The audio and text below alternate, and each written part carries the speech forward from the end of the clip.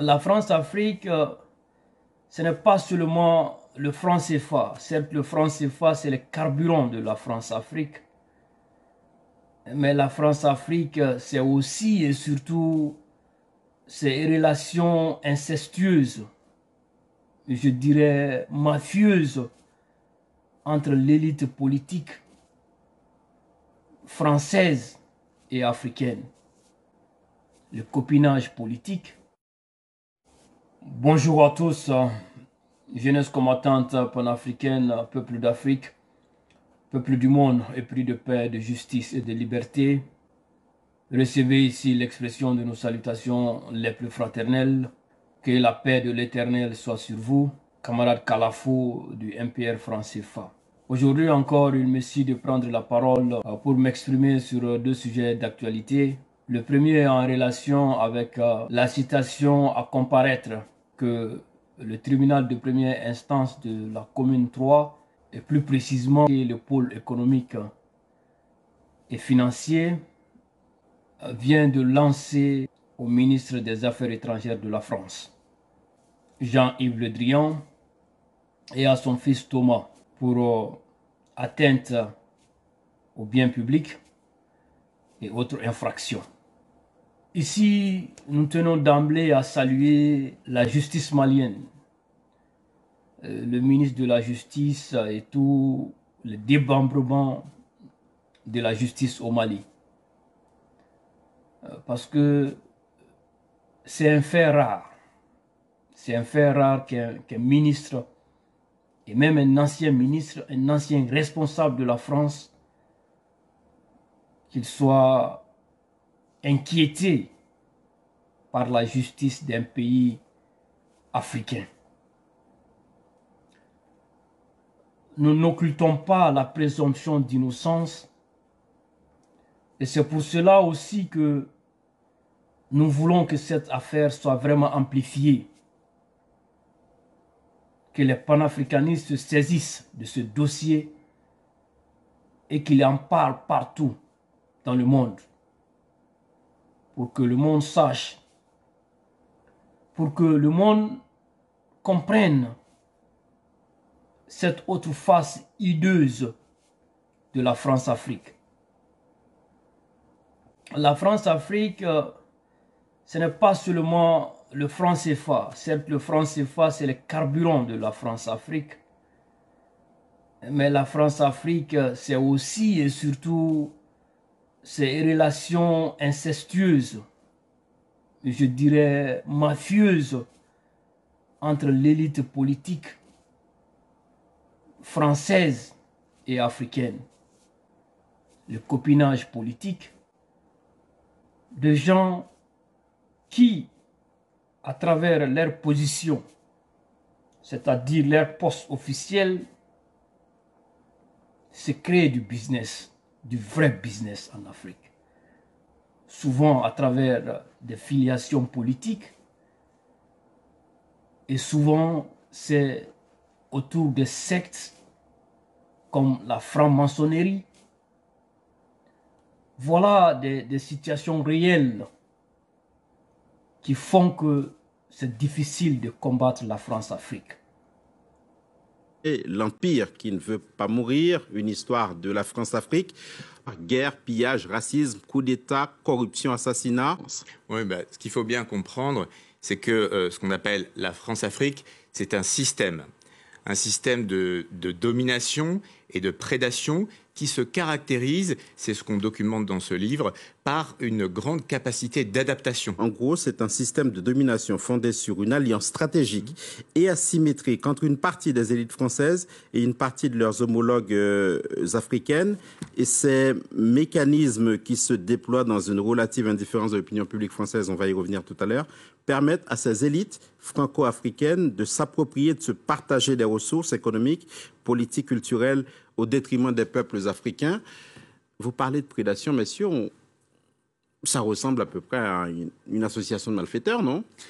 Aujourd'hui, on a des dirigeants politiques ou à l'Agence française de développement qui nous disent on va faire de l'investissement solidaire, on fait de l'influence, mais finalement derrière c'est cette idée de maintenir une forme d'ingérence politique et économique maintenir des marchés pour les entreprises françaises. On nous dit qu'elles perdent des parts de marché, mais le gâteau grossit. Donc en fait, le chiffre d'affaires des entreprises françaises en Afrique grossit. Et la France déploie toute une batterie d'outils pour maintenir finalement ces marchés-là et quelque part écrire l'histoire à la place des peuples africains. Alors, quels sont aujourd'hui ce qu'on pourrait appeler les gardiens du temple de ce qu'il reste de cette France-Afrique qui s'est transformée? C'est là où c'est assez surprenant, c'est que on voit qu'on a une nouvelle génération qui arrive au pouvoir en France. Emmanuel Macron vante sa jeunesse en permanence, mais il est aujourd'hui le gardien du temple. Il ne cesse de répéter qu'il n'a pas connu la colonisation. Nicolas Sarkozy a dit la même chose. Mais il ne cesse de prendre des postures qui sont parfaitement coloniales. Convoquer à Montpellier une jeunesse africaine pour parler avec le président français, depuis l'Élysée, dire on va parler à cette jeunesse, est en soi une posture coloniale. Les déclarations qu'il fait, où il se pose en donneur de leçons sur ce qui se passe au Mali, alors que dans le même temps il va au Tchad avaliser un coup d'État, c'est aussi une des postures coloniales d'Emmanuel Macron. Donc lui-même aujourd'hui est un gardien du temple. Auprès de lui, on pourrait citer Jean-Yves Le Drian, qui était le ministre de l'Afrique de François Hollande et qui est encore le ministre de l'Afrique de Emmanuel Macron. Donc, nous félicitons et nous encourageons la justice malienne à aller jusqu'au bout du processus. Et ce qui est très intéressant dans ce cas précis, c'est que la plainte a été déposée pas par l'État malien, mais par une organisation de la société civile. Donc, ça veut dire quoi? Ça veut dire que la justice malienne est à l'écoute du peuple malien. Et les affaires de corruption de l'élite occidentale sont partout dans les pays en voie de développement ou dans des pays que j'appellerais des pays satellites. Le cas même du président américain avait été cité. Et ce dossier-là aussi explosera bientôt aux États-Unis. Ça avait été réveillé lors de la campagne présidentielle dernière aux États-Unis. Et ça s'est calmé. Mais depuis l'opération spéciale de la Russie en Ukraine, ça revient au devant de la scène, au devant de l'actualité. Donc ce fils de Biden, Hunter Biden, est soupçonné aussi d'atteinte au bien public en Ukraine, de malversation financière, de blanchiment d'argent. Et tout cela a été possible déjà quand son père était le vice-président des États-Unis sous l'administration d'Obama. Je n'invente rien, c'est disponible sur les réseaux sociaux, sur CNN et sur autres grandes plateformes. Donc, c'est un fait courant, c'est un fait très très courant. Donc, amplifions cette information. Les accusations sont par rapport à la passation de marché de passeport malien. Passeport malien et puis aussi à la carte Nina. Donc, c'est des contrats qui ont été ficelés sous le règne d'Ibeka. Pour qui connaît les relations étroites entre Ibeka en son temps et François Hollande et Le Drian, parce que Ibeka était membre de l'Internationale socialiste. Comme je l'ai dit, la France-Afrique, c'est aussi ça, le copinage politique de l'élite dirigeante des deux côtés. Donc, le passeport malien était confectionné par une société canadienne. Et ça revenait d'ailleurs moins cher au Mali avec cette société canadienne.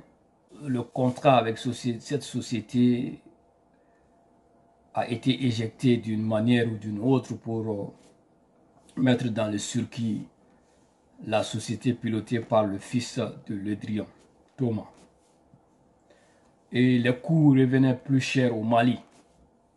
pour faire le passeport. Et pire que ça, à travers cette confection, la France mettait main sur les data du peuple malien. Et pour qui connaît l'importance de la diaspora malienne en Europe et plus particulièrement en France, je crois après la Côte d'Ivoire, France, ça doit être le second pays qui a le plus d'immigrés maliens. Donc, toutes choses qui poussent la France à des actions contraignantes pour les Maliens, surtout ceux résidant chez elle, d'accéder à leur passeport. Donc, ça ne doit pas s'arrêter uniquement à l'Édrian. Il faut aller plus loin. Parce que l'Édrian est passé par les gens pour avoir le marché. Donc, les complices à l'interne doivent se répondre de leurs actes.